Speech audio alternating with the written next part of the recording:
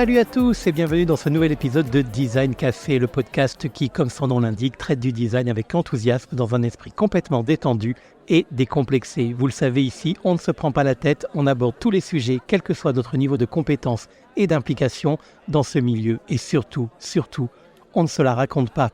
Le design doit unir plus que diviser, même si nous n'évitons jamais les sujets qui fâchent. Ça fait un petit moment que je ne vous avais pas retrouvé car j'ai dû gérer quelques petits tracas de santé personnelle qui sont en passe d'être, je l'espère, totalement derrière moi. Bref, je suis heureux de vous retrouver et j'espère que vous aussi. Dans ce numéro, j'ai souhaité revenir et passer un peu de temps sur un événement important dans le secteur de l'habitat, le Salon de la Maison. Je ne peux pas à la fois animer un podcast sur le design en général et l'habitat en particulier et faire comme si cette manifestation n'existait pas. Alors oui, je sais, c'est un événement réunionnais et en plus l'édition 2024 s'est achevée il y a plus d'un mois déjà. On s'en fout. Tous mes épisodes sont construits pour être écoutés indépendamment de tout calendrier réducteur et ont pour vocation de servir au-delà des frontières de la plus belle île du monde.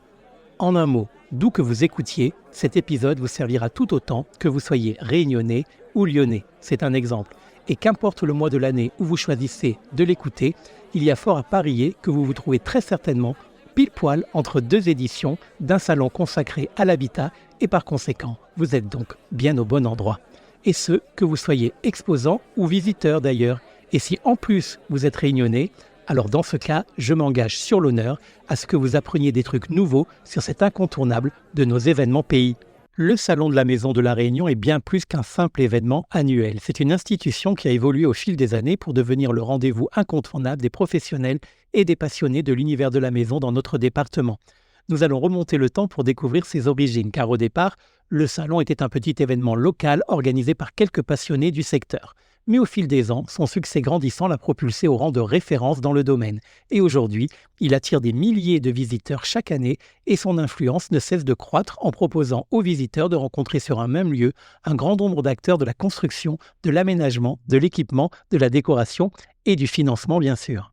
Nous parlerons aussi un peu de chiffres. On adore ça, les chiffres. Ça fait le mec sérieux qui essaie d'être professionnel sans être chiant. Le Salon de la Maison de la Réunion est un événement qui ne cesse de battre des records en termes de fréquentation et de participation. Chaque année, le nombre de visiteurs et d'exposants ne cesse d'augmenter, témoignant de l'engouement croissant pour cet événement. En 2024, lors de la 35e édition, la manifestation a une fois de plus enregistré des chiffres impressionnants avec plus de 100 000 visiteurs sur toute la durée du salon et près de 400 exposants représentant une large gamme de marques et de professions. Cet événement a, semble-t-il, et selon les organisateurs, dépassé toutes les attentes, on y reviendra. Et bien sûr, nous aborderons évidemment les points forts et les points faibles de l'événement, car malgré son succès indéniable, le Salon de la Maison de la Réunion n'est pas sans faille. Nous examinerons d'ailleurs de plus près ce qui fait sa force, mais aussi les points qui pourraient être améliorés. Parmi les points forts, on pourra déjà citer l'apparente diversité des exposants qui couvrent tous les aspects de l'univers de la maison, de la construction, de la décoration à l'ameublement, en passant par les équipements électroménagers. De plus, la qualité des produits présentés est généralement correcte, sans être exceptionnelle. On le verra, il y a de tout, ce qui en fait une véritable vitrine pour les professionnels du secteur.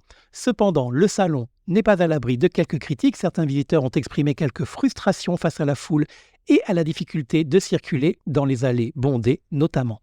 De plus, certains exposants ont aussi été critiqués pour leur manque d'innovation, de qualité et de créativité, ce qui, selon les badauds, nuit à l'attrait global de l'événement. Et bien sûr, nous ferons un focus sur l'édition 2024 qui s'est déroulée du 27 avril au 5 mai dernier et qui a été un véritable succès à bien des égards avec une affluence record et une participation accrue des exposants puisqu'il n'est pas exagéré de dire que de façon générale, cet événement a une fois de plus prouvé son importance dans le paysage culturel et économique de l'île.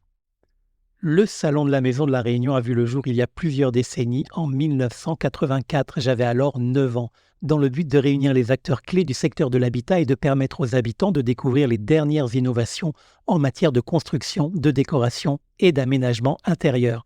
Au fil du temps, cet événement est devenu un rendez-vous incontournable pour les professionnels et les particuliers, soucieux de suivre les tendances du marché. Le Salon de la Maison de la Réunion trouve ses origines il y a donc 40 ans avec la volonté de créer un événement d'envergure dédié à l'habitat et à la décoration sur l'île. À cette époque, l'île de la Réunion connaissait une croissance démographique et économique significative, ce qui entraînait une demande croissante en matière de logement, de construction et évidemment d'aménagement intérieur. C'est dans ce contexte que des professionnels du secteur ont cherché à créer un espace de rencontre et d'échange où les acteurs de l'habitat pourraient présenter leurs produits et leurs services et où les habitants pourraient trouver l'inspiration et les solutions nécessaires à leurs projets. Les premières éditions du Salon de la Maison étaient sensiblement plus modestes, se déroulant dans des lieux de taille réduite et attirant un public relativement restreint. Cependant, même à ses débuts, le salon a su capter l'attention des professionnels et des particuliers grâce à son concept novateur et à sa capacité à répondre aux besoins du marché local.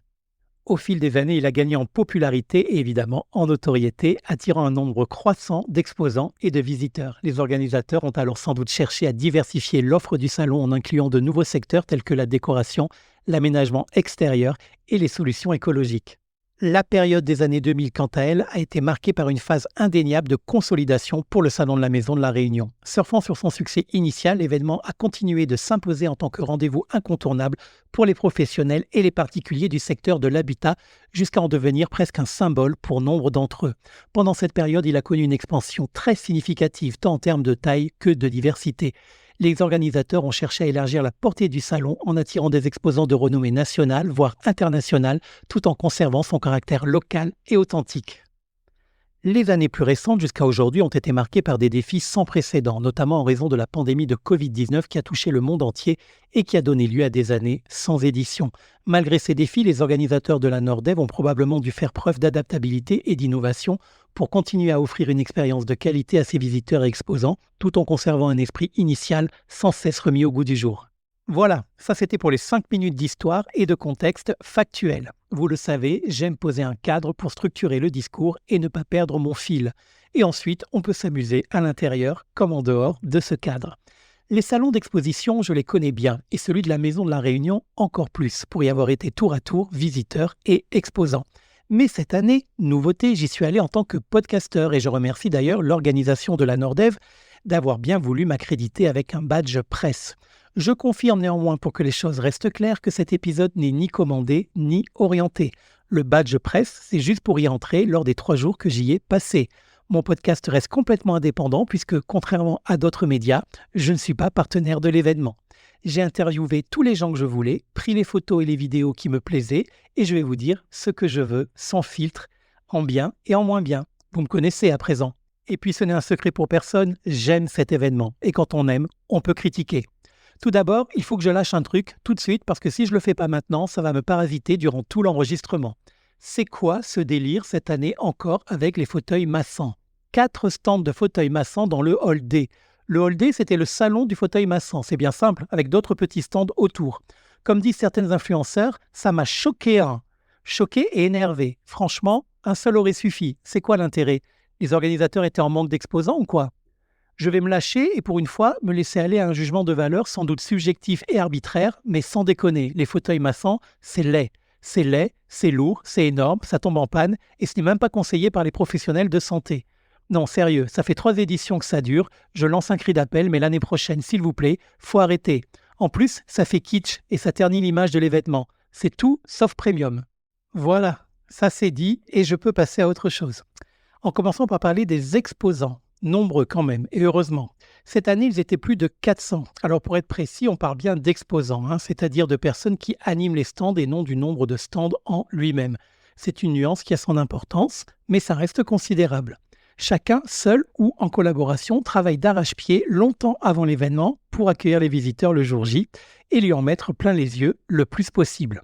Création du stand, aménagement, financement, déploiement du personnel, commande des marchandises, montage, installation et bien entendu présence pour l'accueil physique durant les 9 jours d'ouverture. Sans doute que peu nombreux sont les visiteurs qui en ont conscience, mais c'est un énorme investissement en personnel, en argent, en matériel, en temps et en énergie, avant, pendant et après la manifestation, jusqu'au rangement et au démontage final. Et il faut bien calculer son coût et son coût, COUP et COUT, pour entrer dans ces frais et faire que l'opération soit rentable économiquement et commercialement. En moyenne, rien que pour le loyer, pour participer à un salon, il faut s'attendre à être facturé entre 150 et 300 € du mètre carré par l'organisateur pour la durée de l'événement. Cela dépend en effet de plusieurs critères et notamment du nombre et de la nature des services annexes proposés et demandés, mais globalement, nous sommes dans ce type de fourchette-là. électricité, eau courante et évacuation, Internet, services de nettoyage, nature du stand lui-même et qualité stratégique de son emplacement, bien évidemment, jusqu'au parking pour les exposants eux-mêmes, toutes ces lignes sont facturées. Auxquels vous ajoutez les frais supplémentaires et moyens pour la construction du stand, qu'on évaluera à peu près à 40%, les frais de personnel, 15%, les frais de publicité, 20%, et bien évidemment le coût de vos marchandises exposées. Si bien que la règle empirique de calcul du coût total de participation à un salon, la plus souvent admise parce qu'elle est vérifiée et qu'elle a fait ses preuves, est la suivante. Il faut multiplier par 4 le loyer du stand pour définir le budget total de votre participation. Et ça inclut également les diverses assurances. Ainsi, le budget moyen de participation à un salon pour un stand de 10 mètres carrés par exemple, à 225 € le mètre carré, reviendra entre 9 et 10 000 € environ. En effet, vous le voyez, c'est considérable et tout le monde ne peut pas, sur ce principe, s'offrir un stand de 40 mètres carrés ou même un stand tout court, surtout que pour beaucoup d'exposants, leur boutique habituelle, s'ils en ont une, reste ouverte avec toutes les charges que cela incombe. Il faut bien calculer, je vous disais, et bien définir ses objectifs commerciaux et publicitaires, voire même les deux. Certains participent essentiellement pour se faire connaître ou bien faire connaître leurs produits et d'autres principalement pour augmenter leurs ventes. Un salon comme le Salon de la Maison de la Réunion peut participer jusqu'à 40% du chiffre d'affaires annuel de l'exposant. Donc, ça peut être aussi très intéressant. Dans la même logique, vous comprendrez aisément que pour certaines enseignes, le jeu n'en vaille pas la chandelle, soit parce que l'investissement est trop important et qu'ils n'en ont pas les moyens, soit parce que les retombées d'une participation sur l'exercice commercial de l'année ne seraient pas suffisants pour justifier une telle dépense. Il y a souvent des exposants qui ne rentrent pas dans leurs frais, même simplement à l'équilibre, et qui sortent déficitaires de ce type de participation.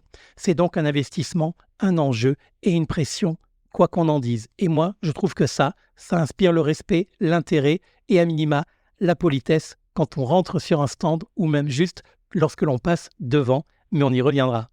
Vous savez maintenant pourquoi, et en partie, sur le salon de la maison, les stands se suivent mais ne se valent pas, même si, et c'est paradoxal, ils peuvent parfois se ressembler en revanche. En partie parce que nous venons de le voir, c'est souvent une question de moyens, mais pas que. C'est aussi une question d'utilisation et d'efficience de ces moyens.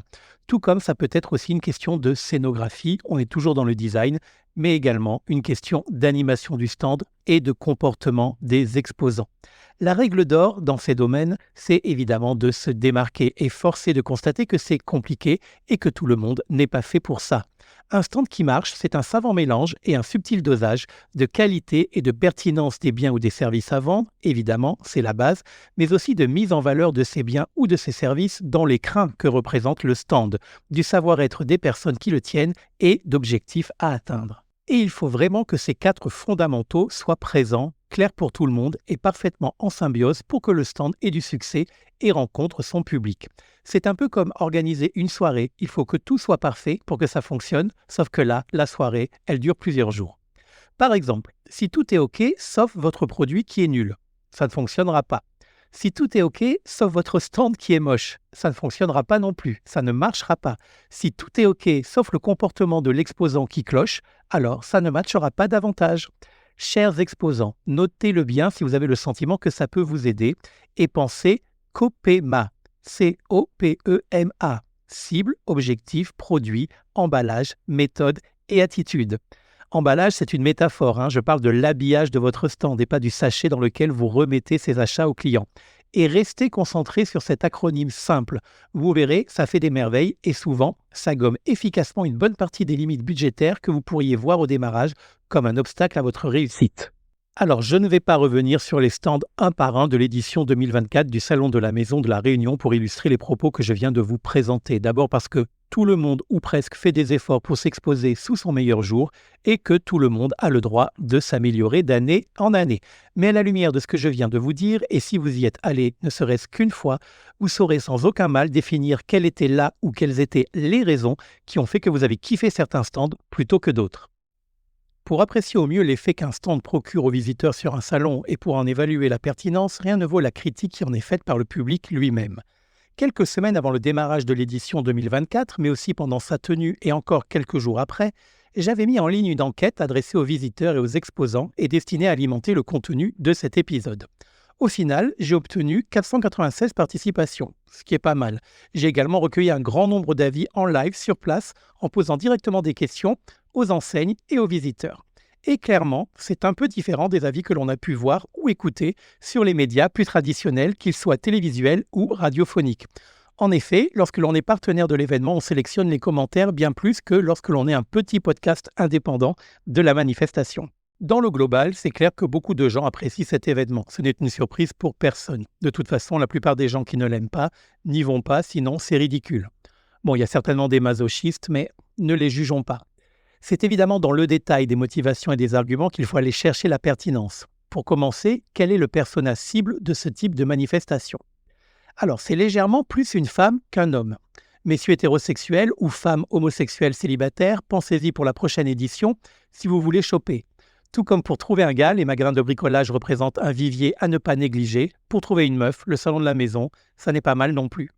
L'âge des visiteurs de la dernière édition, tous genres confondus, tourne plutôt autour de 35-49 ans. C'est assez logique puisque cela correspond à la période de la vie durant laquelle on est le plus open. On change de sujet, le plus open pour équiper son logement. Un bon tiers est dionysien ou dionysienne, habitant de Saint-Denis, le chef-lieu de l'île. Je précise ça pour les auditeurs hexagonaux.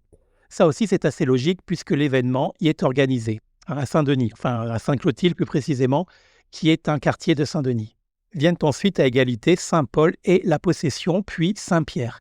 Les 20 autres communes de l'île représentant individuellement moins de 10% de la fréquentation chacune. La plupart des visiteurs, 80% pour être plus précis, s'y rend à titre particulier, c'est-à-dire pour un intérêt personnel, même si 43% de ces mêmes 80% reconnaît également y avoir un intérêt pro, mais en supplément. Et 20% du total n'y participent qu'à titre professionnel.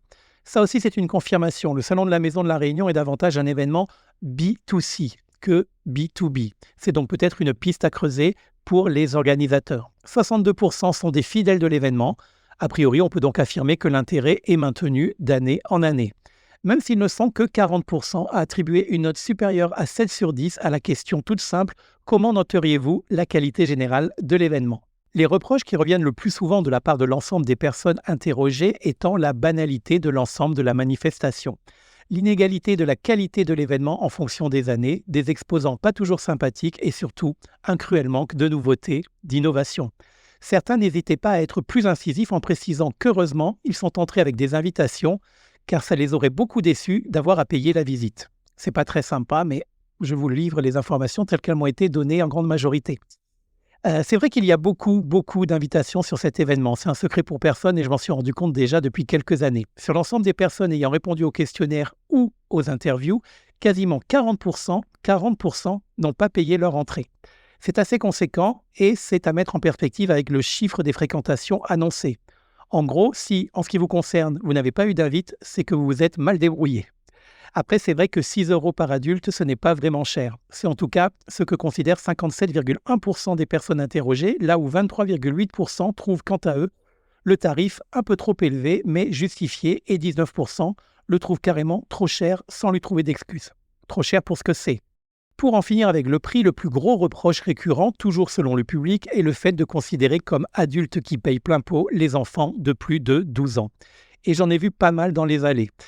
Ça aussi, c'est à prendre en considération dans le total des entrées comptabilisées par les organisateurs. Mais pas autant, il n'y en avait pas autant que les enfants de moins de 12 ans, forcément, qui eux ne payent pas et qui du coup accompagnent en masse les parents et qui grossissent considérablement les allées et affectent, il faut quand même être honnête, le travail des exposants.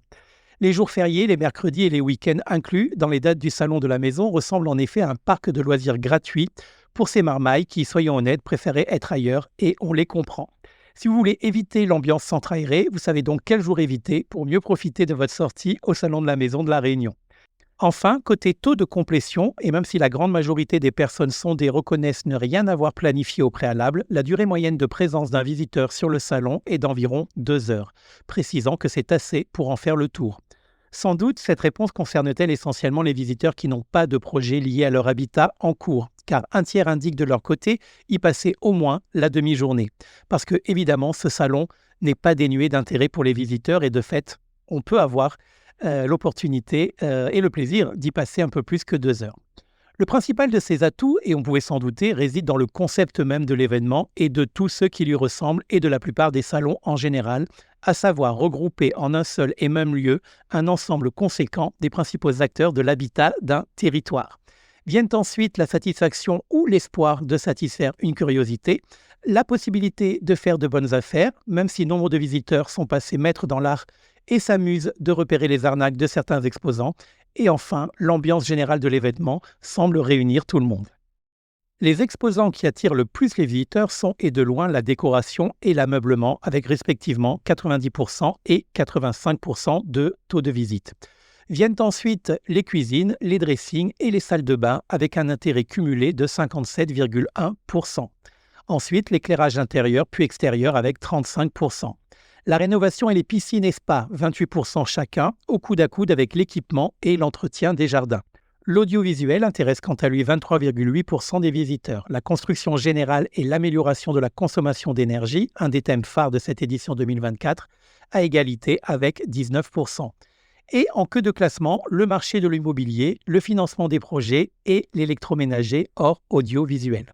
Évidemment, le total de tous ces chiffres ne fait pas 100%, je ne suis pas bête, euh, mais, mais c'est normal parce que les visiteurs sont intéressés par plusieurs secteurs et pouvaient donc donner plusieurs réponses à mes questions, qu'elles soient écrites ou orales.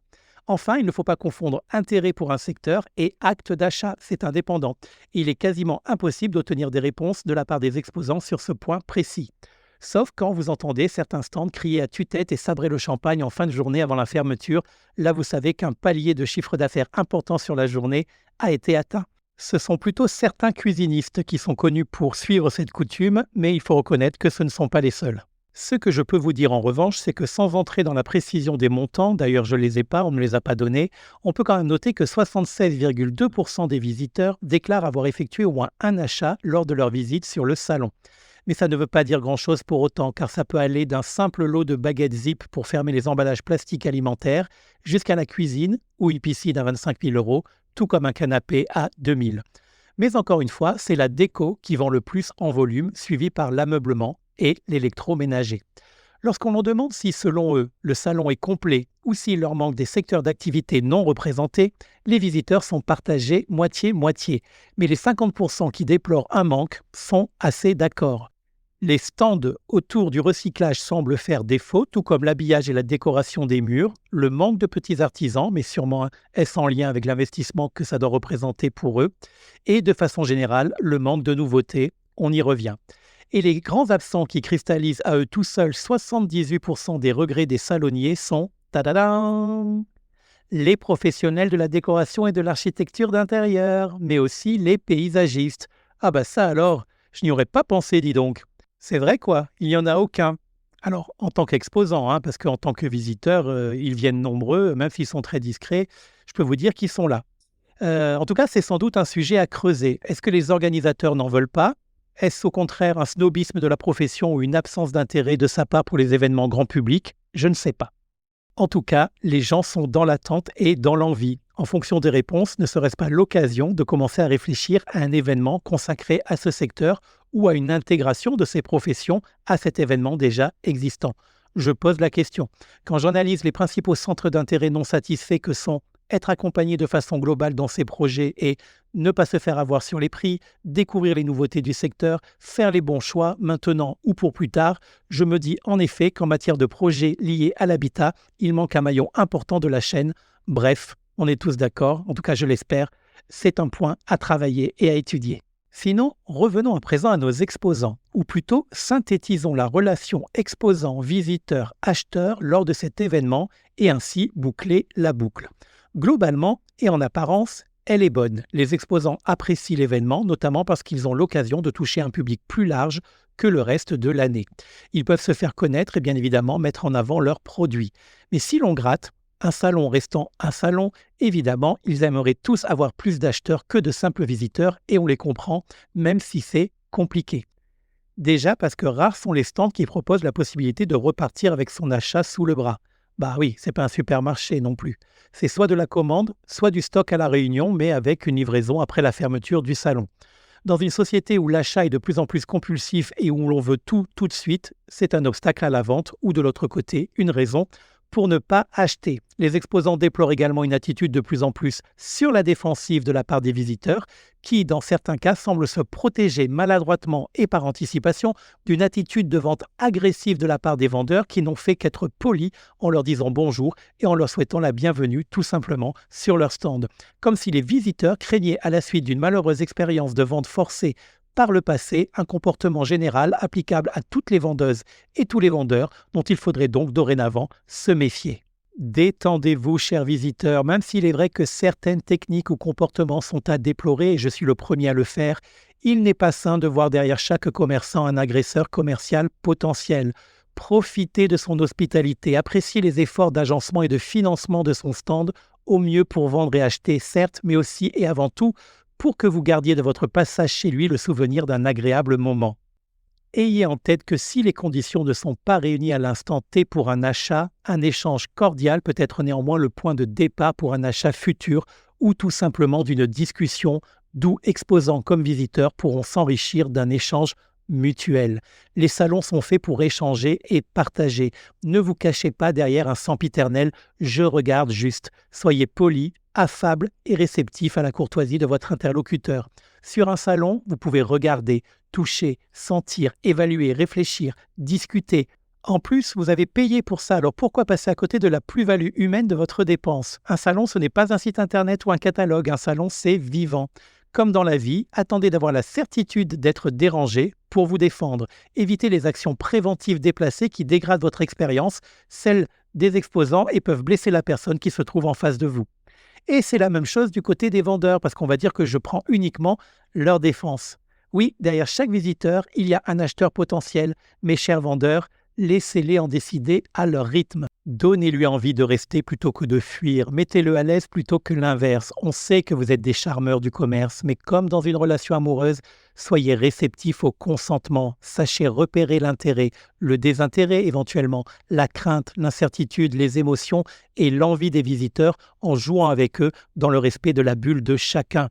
Ne soyez pas intrusif à outrance. Laissez derrière vous les vieilles techniques de vente agressive ou les stratégies de type vente par passage de main qui ferment la porte à toute relation commerciale durable et ternissent l'image de la profession. Soyez à fond dans la séduction façon cours du XVIe siècle plutôt que de vouloir choper comme dans une boîte de nuit du XXIe.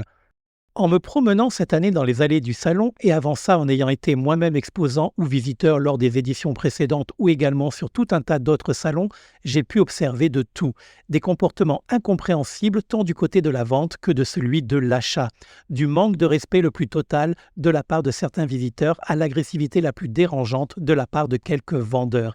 Et toutes se soldaient par un échec comme en amour, je vous disais. C'est triste parce que ces comportements entretiennent les mauvaises relations et la méfiance des uns envers les autres, alors que des relations commerciales saines et apaisées produisent tout l'inverse, et notamment de la confiance, du respect et des ventes et des achats. Pour tous les participants d'un côté ou de l'autre, mais aussi pour les observateurs et les organisateurs des salons comme celui de la Maison à La Réunion, sont de formidables aventures humaines. Ce ne sont pas que des lieux de vente et d'achat, ils favorisent l'échange d'un tas d'autres choses. Ils créent des synergies, de la collaboration, de l'entraide, de la motivation et l'émergence de belles valeurs ajoutées à la fois commerciales, certes, mais aussi et surtout relationnelles. Et je pense que c'est essentiel et que cela doit le rester et même se renforcer. Et pour ce faire, il faut savoir ce qu'est vraiment un salon et en fonction de cela, savoir exactement pourquoi on y va, que l'on soit exposant ou visiteur. Qu'est-ce que ça va nous coûter? Qu'est-ce que ça va nous rapporter? Quelles sont nos expériences passées? Est-ce qu'on souhaite les reproduire ou pas? Et pourquoi? Est-ce que j'y vais pour me divertir, pour me changer les idées, pour offrir une sortie pas chère à mes enfants tout en sachant qu'ils s'en foutent? Est-ce que j'y vais pour y retrouver un catalogue animé ou un site internet avec des odeurs en plus? Quels sont mes besoins, mes projets et quel est mon budget, le cas échéant? En tant qu'exposant, est-ce que je veux offrir une nouvelle expérience commerciale à mes employés, à moi-même? Est-ce que j'en profite pour renforcer les liens au sein de mon équipe? Mon objectif est-il de réaliser des ventes immédiates, de faire en sorte que des clients bien accueillis reviennent plus tard en magasin pour de futures ventes? Mon objectif est-il de séduire des clients qui ne sont jamais venus en boutique ou tout simplement de me faire connaître parce que je suis nouveau? Toutes ces raisons et bien d'autres sont toutes légitimes et il faut juste les identifier et les garder en tête. Après tout, le mot salon, c'est quand même évocateur d'un endroit où personnes, cadres et conditions sont réunis pour qu'on se sente bien et que l'on passe un bon moment, non ? J'espère en tout cas vous avoir aidé à y voir plus clair et à comprendre un certain nombre de choses, car c'est mon but. Vivement la 36e édition de 2025 qui aura lieu, sauf changement, du 3 au 11 mai prochain. Allez mes petits poulets, on remballe tout. À ciao!